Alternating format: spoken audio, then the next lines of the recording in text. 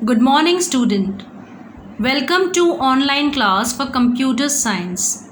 Today we are going to discuss a new topic in Python programming language. The name of the topic is data type.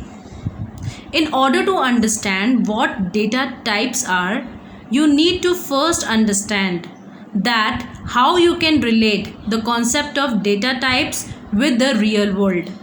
अगर हम computer science के अंदर data types को समझना चाहते हैं तो हमें रियल वर्ल्ड के अंदर डेटा टाइप्स कैसे रिप्रेजेंट होते हैं ये सीखना पड़ेगा।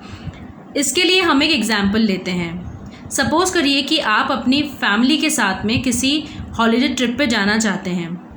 आपको रिजर्वेशन करवाना है अपनी पूरी फैमिली का कि आप लोग ट्रेन से जर्नी कर सकें। इस काम के लिए आपको रिजर्वेशन काउंटर पे रेलवे रिजर्वेशन काउंटर पे जाना पड़ेगा और आपको वहाँ से रिजर्वेशन के लिए फॉर्म्स मांगने पड़ेंगे। जब आप वहाँ से फॉर्म्स ख़रीदेंगे तो आपको उसमें कुछ इन्फॉर्मेशंस फिल करनी पड़ेंगी। जो इन्फॉर्मेशंस आप फिल करते हैं अपने फॉर्म के अंदर वो होती हैं आपका नेम, आपका एज, आपका एड्रेस, आप किस ट्रेन से जर्नी करना चाहते हैं, उस ट्रेन का नंबर क्या है, जिस डेट को आप जर्नी करेंगे वो डेट कौन सी होगी। ये सारी इन्फॉर्मेशन आपको उस फॉर्म के अंदर फिल करके देनी पड़ती है। जब आप ये सारी इन्फॉर्मेशन अपने फॉर्म के अंदर देते हैं तब आपका फॉर्म आप सबमिट करते हैं और आपका रिजर्वेशन प्रोसीजर फिर रेलवे कैरी ऑन करती है। राइट। सो हमने जो नाम एंटर किया फॉर्म के अंदर वो कंप्यूटर की भाषा में अगर बात की जाए तो वो होता है स्ट्रिंग डेटा टाइप का। जो भी नंबर आप एंटर करते हैं, जैसे कि एज में आप एक नंबर देंगे, वो होता है नंबर डेटा टाइप का। और डेट ऑफ जर्नी जब आप प्रोवाइड करते हैं तो वो होती है डेट डेटा टाइप की। तो पाइथन के अंदर प्रोग्रामिंग करने से पहले आपको टाइप ऑफ वैल्यू बतानी पड़ेगी कि वेरिएबल में किस तरीके की वैल्यू आप स्टोर करना चाहते हैं। ठीक है। Okay, now what are the basic data types in Python. Basic data types in Python जो है, बेसिक की बात करें हम तो वो है integer data type, the float data type and the string data type. ठीक है। इंटीजर डेटा टाइप के अंदर 3 टाइप्स आते हैं, integer int, long integer, long int and boolean which is bool, bool, float data type and the str which is string data type। ठीक है। चलिए हम सबसे पहले इंटीजर डेटा टाइप को सीखने के लिए चलते हैं। सो इंटीजर डेटा टाइप में आप इंटीग्रल नंबर्स को स्टोर करते हैं। इंटीग्रल नंबर्स वो होते हैं जिनमें कोई भी डेसिमल पॉइंट नहीं होता है। सो इंटीजर डेटा टाइप को स्टोर करने के लिए आपको इंटीग्रल नंबर्स, जब भी आप इंटीजर डेटा टाइप के अंदर कोई भी वैल्यू स्टोर करेंगे तो आप इंटीग्रल नंबर्स ही स्टोर कर सकते हैं, फ्लोटिंग पॉइंट नंबर्स यानी कि डेसिमल वाले नंबर्स को नहीं स्टोर कर सकते। INT जो टाइप है जिसको अगर नॉर्मल लैंग्वेज में बोला जाए इंटीजर डेटा टाइप, इसमें वैल्यू -2147483648 से लेके 2147483647 की रेंज में आप वैल्यूज़ को स्टोर कर सकते हैं। लॉन्ग इंटीजर के अंदर वो वैल्यू स्टोर होती हैं जो इस रेंज में नहीं आती, इस रेंज के बाहर की होती हैं। और बूलियन में वही वैल्यू स्टोर होती हैं जिनका रिप्रेजेंटेशन या तो ट्रू में या फॉल्स में आप कर सकते हैं। अगर 0 रिप्रेजेंटेशन है तो वो फॉल्स होगा और 1 है तो वो ट्रू होगा। फ्लोटिंग पॉइंट वैल्यूज़ के अंदर क्या होता है, फ्लोटिंग पॉइंट वैल्यूज़ के अंदर वो नंबर्स आप स्टोर कर सकते हैं जिनका कोई फ्रैक्शनल पार्ट होता है। फ्रैक्शनल पार्ट जो फ्लोटिंग पॉइंट नंबर्स का होता है उसमें क्या होता है आप जानते हैं, फ्रैक्शनल पार्ट में अपन लोग कैसे लिखते हैं 3.14, इंटीजर में भी लिख सकते हैं -48.6, 18.0, यानी कि आप जब फ्रैक्शनल पार्ट को रिप्रेजेंट कर रहे होते हैं तो वो 0 से भी रिप्रेजेंट हो सकता है। Right. So this is all about floating point numbers. इनको क्या बोला जाता है, floating point numbers. String data type में आप कैरेक्टर्स स्टोर करते हैं। कैरेक्टर्स जो होते हैं ABCD अल्फ़ाबेट्स के कॉम्बिनेशन होते हैं और उनको आपको ऐसे कोटेशन मार्क में स्टोर करना होता है। या तो सिंगल कोट्स में आप स्टोर कर सकते हो, सिंगल कोट्स या डबल कोट्स, जो कि डबल कोट्स लगते हैं। ये सिंगल कोट्स हैं, ये डबल कोट्स हैं। स्ट्रिंग के जो एग्जांपल्स हैं वो हैं हेलो, सीक्वेंस ऑफ कैरेक्टर्स है HELLO, my name sequence of characters है 218। अगर इसको आप न्यूमेरिक डेटा टाइप में नहीं स्टोर करते तो ये एक कैरेक्टर है, क्योंकि इसको एक सिंगल कोट में एनक्लोज किया गया है तो ये एक नंबर नहीं है। कंप्यूटर्स में ये क्या है, कैरेक्टर है। ठीक है। अब हम कुछ एग्जांपल्स देख लेते हैं डेटा टाइप्स के। 15 ये कैसी वैल्यू है, डेसिमल नहीं है इसके अंदर, इंटीजर डेटा टाइप की वैल्यू है, 7.9 फ्लोटिंग वैल्यू है, कंप्यूटर एप्लीकेशन एक स्ट्रिंग वैल्यू है, 7 ग्रेटर देन 3 एक बूलियन डेटा टाइप से रिलेटेड वैल्यू है. So this is all about data types in Python. So now we are going to learn the next topic for the day, which is input function. Okay, so input function एक ऐसा function होता है जिसमें आप लोग Python programming के अंदर ये बताते हैं कि वेरिएबल यूज़र से वैल्यू कैसे लेगा. ठीक है, अगर आपको इंटीजर वैल्यू या फ्लोट वैल्यू एंटर करनी है, पाइथन प्रोग्राम को देनी है, तो आप INT फंक्शन और FLOAT फ्लोट फंक्शन यूज़ करेंगे इनपुट फंक्शन के साथ में. ये जब हम एग्जांपल्स देखने जा रहे हैं इनमें हमें समझ में आएगा. ये है हमारा प्रोग्राम 1. प्रोग्राम 1 को हम देखते हैं. इसमें ये हमारी पाइथन शेल है. पाइथन शेल के अंदर ये हमारा कमांड प्रॉम्प्ट है. हमने एक वेरिएबल लिया, इसमें हमने वैल्यू स्टोर करी, input enter the first value, input enter the first value. जब हम इसको फर्स्ट वैल्यू सर्व करेंगे तो यहाँ पे ये नीचे हमें ब्लू में प्रॉम्प्ट करेगा फर्स्ट वैल्यू एंटर करने के लिए. हमने एंटर करी 200. उसके बाद में b input the second value, यहाँ पे इसने सेकेंड वैल्यू एंटर करी 300. ठीक है, तो ये आपको दिखाया गया इनपुट फंक्शन का यूज़ कैसे किया जाता है. पाइथन में इनपुट फंक्शन स्ट्रिंग आर्ग्यूमेंट्स लेता है, यानी कि जो भी वैल्यू आप एंटर करोगे वो स्ट्रिंग आर्ग्यूमेंट की तरह ली जाएगी. ठीक है, कुछ भी एंटर करोगे वो स्ट्रिंग लिया, नंबर भी एंटर करोगे वो स्ट्रिंग लिया जाएगा अगर आप उसकी टाइप कास्टिंग नहीं करोगे. टाइप कास्टिंग का कॉन्सेप्ट अभी आगे की क्लासेस में मैं आपको समझाने जा रही हूँ. ठीक है, सो कुछ भी एंटर करते हैं अगर आप पाइथन स्क्रीन के अंदर जिसकी आप कास्टिंग नहीं करते हैं तो वो स्ट्रिंग ही कंसिडर किया जाता है. इस बात को समझने के लिए हम सेकेंड एग्जाम्पल लेते हैं. इसमें हमने एक वेरिएबल लिया a, इसमें इनपुट फंक्शन का इस्तेमाल करके हमने ब्रैकेट्स ओपन करे और डबल कोट्स के अंदर लिखा एंटर द फर्स्ट वैल्यू. जब आप एंटर करेंगे, यहाँ पे एंटर की प्रेस करेंगे तो आपको कमांड प्रॉम्प्ट के नीचे लिखा हुआ आएगा ब्लू के अंदर एंटर द फर्स्ट वैल्यू. आपने एंटर करी 200, या आपको कीबोर्ड से एंटर करनी पड़ेगी. फिर आपने इस कमांड प्रॉम्प्ट पे सेकेंड लाइन लिखी कोड की, b equals to input bracket open double quotation open, I am sorry this I am opening the curly this is the bracket and this is the inverted commas. okay, so enter the second value. यहाँ हमने colon का symbol लगाया, inverted commas हमने close किए, brackets हमने close किए. जब हम सेकेंड वैल्यू को एंटर करेंगे तो हमने एंटर करी 300.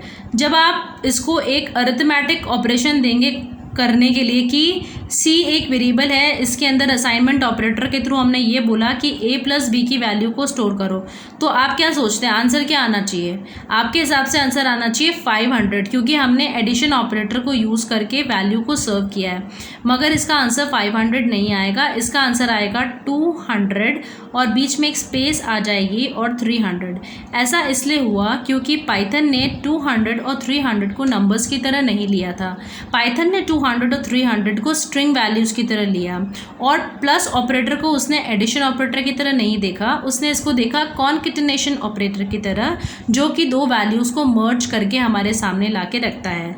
तो आपका आंसर आएगा 200 और 300. राइट. सो इस प्रोग्राम में हमने देखा कि पाइथन कभी भी लूज़ प्रोग्रामिंग को नहीं बियर करता है. लूज़ प्रोग्रामिंग होगी तो आउटपुट वैसे नहीं आएंगे जैसे हम चाहते हैं.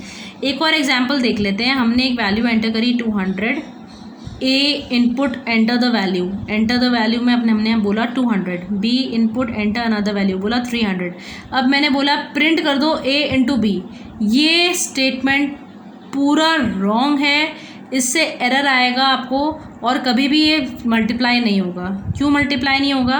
क्योंकि हम दो ऐसी वैल्यूज़ को मल्टीप्लाई करना चाह रहे हैं जो कि स्ट्रिंग है और स्ट्रिंग्स कभी मल्टीप्लाई नहीं हो सकती, सिर्फ नंबर्स मल्टीप्लाई होते हैं. इसलिए अब हमें कैसे अरिथमेटिक ऑपरेशंस परफॉर्म करना है ये हम सीखेंगे with the help of casting.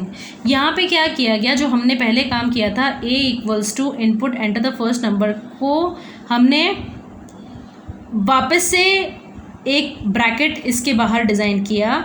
यानी कि जो हम पहले से लिख रहे थे input enter the first number, उसके आगे जाके हमने माउस पॉइंटर से आगे गए, हमने लिखा INT और एक ब्रैकेट खोल दिया और पीछे यहाँ लाइन के एंड में जाके ब्रैकेट को बंद कर दिया। चलिए मैं 1 मिनट इसका व्यू आप लोगों को प्रॉपर दिखा देती हूँ। Okay, so here in this program हमने क्या किया, हमें क्या करना है बेसिकली, हमें input enter the first number जो हम पहले लिख रहे थे ब्रैकेट्स के, जो हमने पहले लिखा था उसको तो पूरा एक ब्रैकेट के अंदर डाल देना है और उस ब्रैकेट के बाहर जाके लिखना है INT, यानी कि कास्टिंग करनी है इंटीजर वैल्यू के अंदर उस ब्रैकेट के बाहर जाके, और फिर वो ब्रैकेट यहाँ पर बंद हो जाएगा क्योंकि input function enter the first number का तो एक इंटरनल ब्रैकेट है ही, आपने एक एक्सटर्नल ब्रैकेट और लगाया तो वो बाहर से आपको वापस बंद करना पड़ेगा।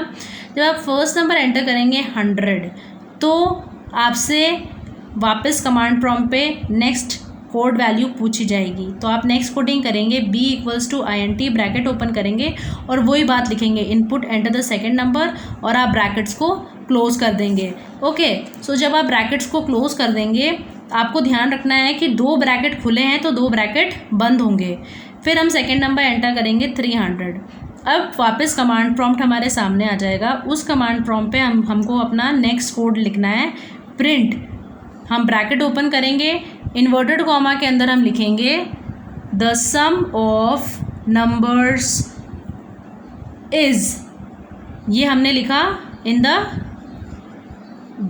द इन्वर्टेड कॉमास, फिर कॉमा लगाएंगे हम सिंपल, ये सब हमें कीबोर्ड पे मिलेगा और फिर हम लिखेंगे A+B। अब कास्टिंग से ये जो भी स्ट्रिंग्स सर्व हो रही हैं फंक्शन को वो नंबर में कन्वर्ट हो जाएंगी और इसका एडिशन आ जाएगा 300 + 100 क्या होता है 400, और आपका आंसर आपको अचीव हो जाएगा। ठीक है, तो इस रीति से हम कास्टिंग करके स्ट्रिंग वैल्यूज़ को हमारी डिज़ायर्ड डेटा टाइप वैल्यूज़ में कन्वर्ट करते हैं। आइए हम प्रिंट फंक्शन के बारे में थोड़ा सा कुछ सीख लेते हैं। प्रिंट फंक्शन मैसेजेस को या वैल्यूज़ को मॉनिटर पे प्रिंट करने के लिए यूज़ किया जाता है। इसमें क्या होता है, जो भी मैसेज या जो भी चीज़ हम इस फंक्शन को पास करते हैं ये पहले स्क्रीन पे लिखने से पहले स्ट्रिंग में कन्वर्ट होती है। इसमें बहुत सारे पैरामीटर्स आप डाल सकते हैं, एक ही चीज़ नहीं सर्व होती है, कॉमा के थ्रू आप बहुत सारे मल्टीपल आर्ग्यूमेंट्स इसमें सर्व कर सकते हैं और इसमें मल्टीपल एस्केप सीक्वेंसेस आप लगा सकते हैं।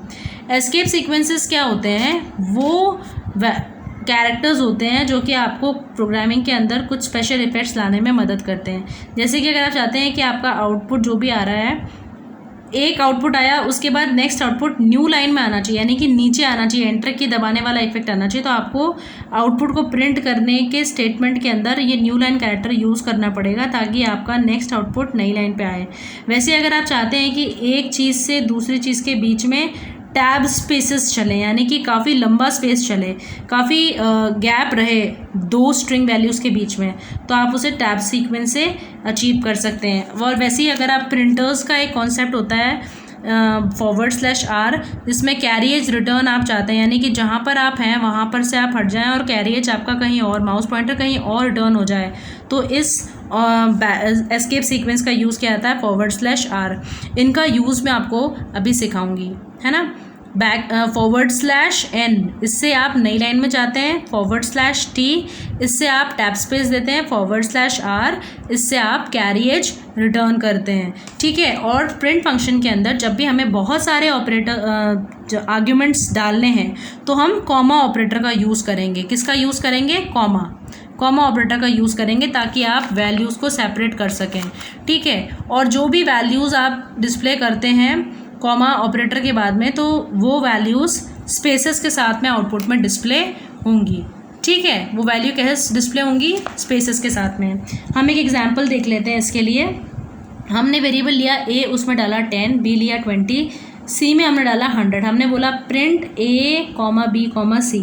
तो इसका जब आप इसका प्रिंटिंग देखेंगे, बेसिकली जब आप इसका रन करेंगे तो इसका आंसर आएगा 10 स्पेस 20 स्पेस 100, क्योंकि कॉमा से ऑटोमेटिकली स्पेस लग जाते हैं। ठीक है, अब नेक्स्ट क्लास में मैं आपको बताऊंगी कि टैब स्पेस कैसे लगाई जाती है, न्यू लाइन कैरेक्टर कैसे लगाया जाता है प्रिंट फंक्शन के अंदर, और आप कैसे और भी अच्छे प्रोग्राम्स को लिख करके आप पाइथन में और भी अच्छी प्रोग्रामिंग कैसे कर सकते हैं, ये मैं आपको नेक्स्ट क्लास में सिखाऊंगी।